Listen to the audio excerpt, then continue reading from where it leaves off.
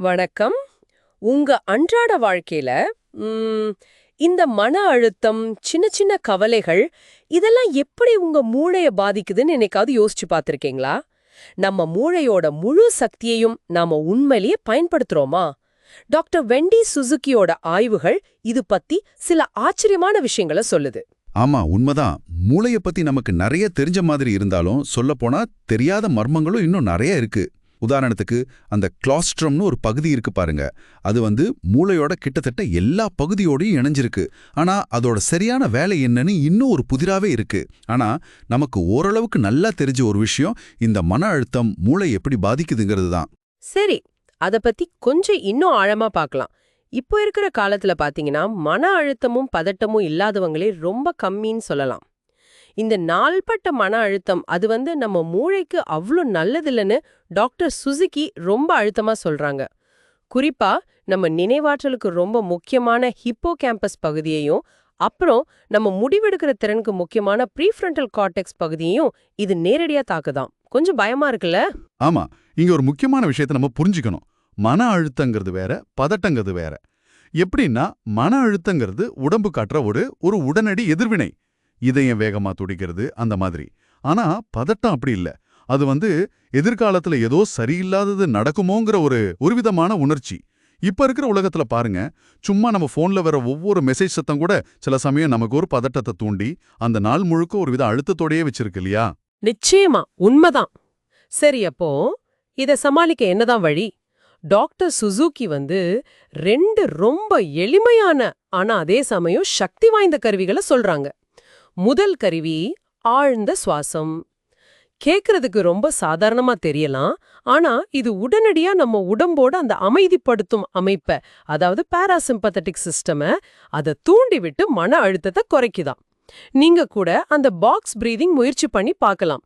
இப்படின்னா 4 வினாடி மூச்ச உள்ள இழுக்கணும், அப்புறம் ஒரு 4 வினாடி அப்படியே பிடிச்சுக்கணும், அடுத்த 4 வினாடி மெதுவா வெளியே விடணும், திரும்ப ஒரு 4 வினாடி பிடிக்கணும். இத ஒரு 2-3 தடவை செஞ்சு பாருங்களேன். அந்த உடனடி வித்தியாசம் உங்களுக்கே தெரியும்.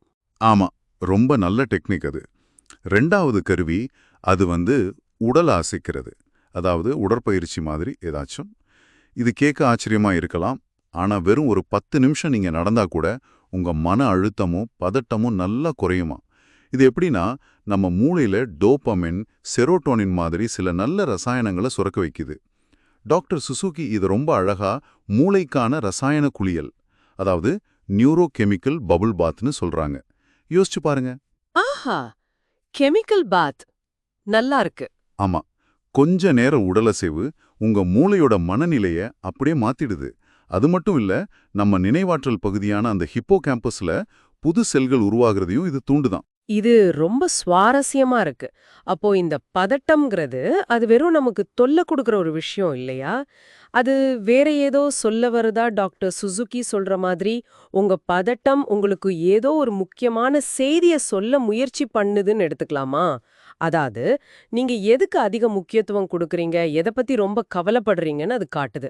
அவங்க சொல்றாங்க, உங்க மனசுல ஓடுற அந்த அப்படி நடந்தா என்ன ஆகும், அதாவது வாட் இஃப் பட்டியல நீங்க செய்ய வேண்டிய ஒரு செயல்பாட்டு பட்டியல், அதாவது டூ டு லிஸ்டா மாத்திக்கலான்னு. கவலைய செயலா மாத்துறது இது ஒரு நல்ல உத்தி இல்லையா? கண்டிப்பா, ரொம்ப நல்ல பாயிண்ட். அதே மாதிரி நம்ம மனசுல வர்ற எதிர்மறை எண்ணங்களை சமாளிக்க மகிழ்ச்சி கண்டிஷனிங் அப்படின்னு ஒரு முறையை அவங்க பரிந்துரைக்கிறாங்க. இது சும்மா பழைய நல்ல நினைவுகளை அசை போடுறது மட்டும் இல்ல. உங்க வாழ்க்கையில நடந்த ரொம்ப சந்தோஷமான தருணங்களை, அதோட சத்தம், காட்சி, சுவை, அந்த உணர்வுன்னு எல்லாத்தையும் மனப்பூர்வமா திரும்பவும் நீங்க உணரணும் அப்படி சொல்றாங்க. இப்படி நீங்க அடிக்கடி செய்யும்போது அந்த நேர்மறை உணர்வுகளுக்கான நரம்பியல் பாதைகள் உங்க மூளையில இன்னும் வலுப்பெறுமா. இது நெகட்டிவ் எண்ணங்களுக்கு ஒரு நல்ல மாற்று மருந்து மாதிரி. ம் கேட்கவே நல்லா இருக்கு. அப்போ நம்ம மூளைக்கு வயசாகிறது இல்ல, அத எப்பவும் மாறிக்கிட்டே இருக்குன்னு சொல்றது தான் அந்த மூளை பிளாஸ்டிசிட்டி இல்லையா? அப்போ உடற்பயிற்சி, தியானம் மூலமா மன அழுத்தத்தை குறைக்கிறது, அப்புறம் நண்பர்களோட நேர்ல பேசி பழகுறது, அந்த சோஷியல் இன்டராக்ஷன், அன்பு, நல்ல தூக்கம், சத்தான சாப்பாடு இதெல்லாமே நம்ம மூளைய இளமையாவும் ஆரோக்கியமாவும் வச்சுக்க உதவுது. குறிப்பா அந்த உடற்பயிற்சி உங்க நினைவாற்றல் பகுதியான ஹிப்போ கேம்பஸ் நல்ல பெருசா ஆரோக்கியமா அவங்க சொல்ற மாதிரி பிக் ஃபேட் ஃப்ளஃபியா வச்சுக்க உதவுமா? இதுல இருந்து நீங்க முக்கியமா எடுத்துக்க வேண்டிய விஷயம் என்னன்னா, மன அழுத்தத்தோட தாக்கத்தை முதல்ல புரிஞ்சுக்கணும். அப்புறம் இந்த ஆழ்ந்த சுவாசம், சின்ன சின்ன உடற்பயிற்சின்னு ரொம்ப எளிமையான கருவிகளை பயன்படுத்த ஆரம்பிக்கணும். பதட்டத்தை ஒரு எதிரியா பார்க்காம ஒரு வழிகாட்டியா பார்க்க கத்துக்கணும். அப்புறம் அந்த மகிழ்ச்சியான நினைவுகளை வேணும்னே வளர்த்துக்கணும். இது எல்லாமே உங்க கட்டுப்பாட்டுல இருக்கிற விஷயங்கள் தான். உங்க மூளையோட ஆரோக்கியம் அது உங்க கையில தான் இருக்கு. சரி, இந்த உரையாடலை முடிக்கும்போது உங்க எல்லோருக்குமான ஒரு சின்ன கேள்வி.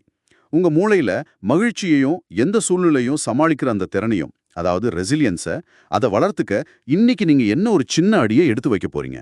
யோசிச்சு பாருங்க. புதுசா ஒரு பாதைய நாமளே உருவாக்குற மாதிரிலாம் இதுவும்.